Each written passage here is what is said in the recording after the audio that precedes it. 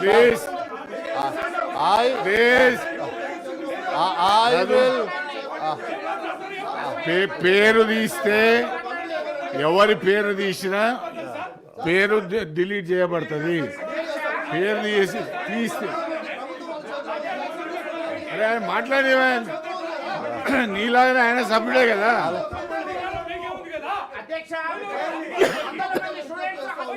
Please Naveen Srinivas Reddy గారు కూర్చోండి, మీరు కూర్చోండి.